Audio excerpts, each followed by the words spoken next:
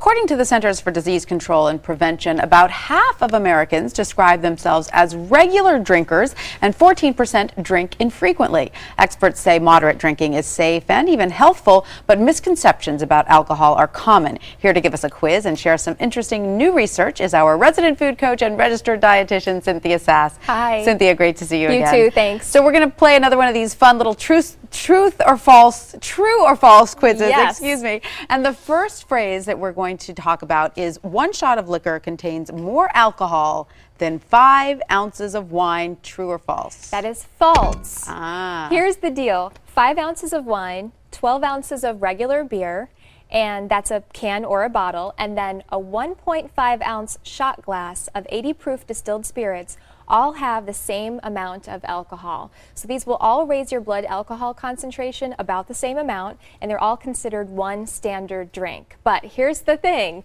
A recent study found that when you go to a bar or a restaurant, the typical pour for liquor and wine is about 40% more than what's considered a standard drink. Really? And if you get a pint of beer, that's 16 ounces instead of 12 ounces. So if you want to stick to the recommended guidelines of 1 drink a day for women and 2 drinks a day for men, you might want to watch your server pour that drink or use a smaller wine glass or actually measure your shot when you're making a drink at home. So that glass of wine over there is exactly 1 serving. Yes. Now, if you think 5 ounces is kind of an odd amount because it's something that we don't generally use much in everyday life, but a standard yogurt container is about 6 ounces. So think a little bit less than that or a little bit less than 3/4 of a cup.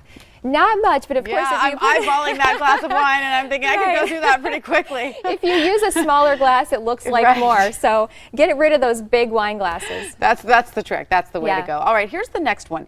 Eating bread when you feel tipsy will help soak up the alcohol. True or false? That is false. I hear that one a lot, but what happens is after the alcohol is already in your blood, there's nothing that you can eat that will make you less intoxicated or will speed up the rate of metabolism. We metabolize alcohol at a rate of about 1 drink an hour. So 1 of these an hour comes out of our system after we've been drinking. If you really want to control your blood alcohol concentration, you need to eat something before this crosses your lips, and the best thing to eat is something with protein, maybe nuts, maybe cheese, because protein and fat actually stays in the stomach longer, takes longer to move from the stomach to the small intestines, so it creates a better buffer for alcohol, so it will get absorbed into the bloodstream at a slower rate. So if you have food in your system, you will absorb it into your blood slower, so your blood alcohol concentration will rise at a slower rate. But once it's in the blood, there's nothing that you can do to eat that's going to reduce that. So why do we feel a little bit better about it after we've started to feel a little tipsy and we eat a little bread and suddenly we're like, okay. You feel better because alcohol is very irritating to the digestive system, including the stomach lining. So you feel a little bit less queasy or a little bit,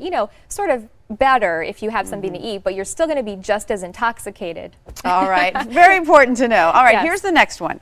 Alcohol affects women differently than men. True or false? That is true, and the reason for that is because even if a man and a woman were the same weight, a woman has less body water because we naturally have more body fat, unfortunately. Oh, great. So what that means is there's less fluid to dilute the alcohol, literally. So if a man and a woman drink at the same rate, she will be more intoxicated than he will. And that's why the guidelines are different for men and women. It's 1 drink a day for women, 2 drinks a day for men, and generally women do way less and are shorter than men. So that's the reason for that difference. So the bottom line there is if you're a woman, you don't want to pace yourself at the same rate as a man or feel like you need to keep up with him. Right. Oh, that's a very good piece of advice. Yeah. You certainly don't need to match your man in drinking. All right. True or false, alcohol is fattening? This is false. How can that be? I know. How can that be? I Explain know. that Well, one. a recent Harvard study that tracked about 20,000 women for about a dozen years found that women who drank in moderation, so 1 drink a day is considered moderation, actually were about 1/3 lower risk for obesity and overweight as women who did not drink at all. Interesting. And this is not the first study to find this, and this was in women, but studies have found this in both men and women.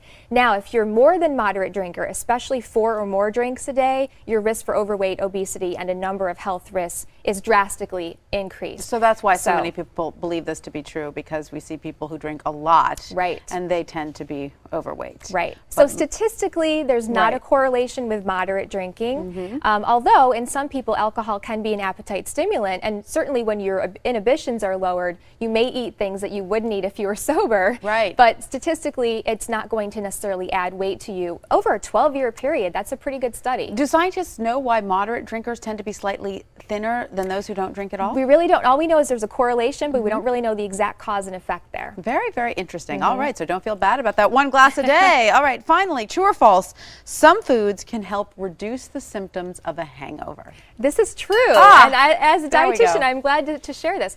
There are a few that really work. One would be bananas, also coconut water, because they're rich in potassium. Now, when you have a hangover, one of the main reasons is you're dehydrated and you've lost not only fluid but potassium. And those two foods are very rich in potassium to put that back in your system, and that can ease some of the symptoms of a hangover. The other one is eggs, which contain a couple of amino acids that fight the effects of a hangover, especially one in particular that fights acetaldehyde, which is the byproduct of alcohol metabolism, and that is what really makes you feel sick, queasy, have the headaches, have the chills. So eat some eggs for breakfast the day after you've been drinking, although the best thing to do is not have a hangover because you've used moderation. Right, but there is some truth to that, feeling like I could use a big plate of scrambled eggs in the morning. Yes. We know where that comes from. So there is something actually toxic that's going on in our bodies when we're processing the alcohol. Absolutely. In fact, the byproduct of alcohol is worse than alcohol itself, and that's what shows up the day after you've been drinking. So drink a lot of water, maybe have your eggs, have some coconut water or banana with it, and you'll feel a little bit better. And then the next time, use moderation. Right, so you don't get to that place. Right. All right, Cynthia Sass, thank you so much Thank you. for all that great information. And for more great health and nutrition information, please visit the health page at abcnews.com.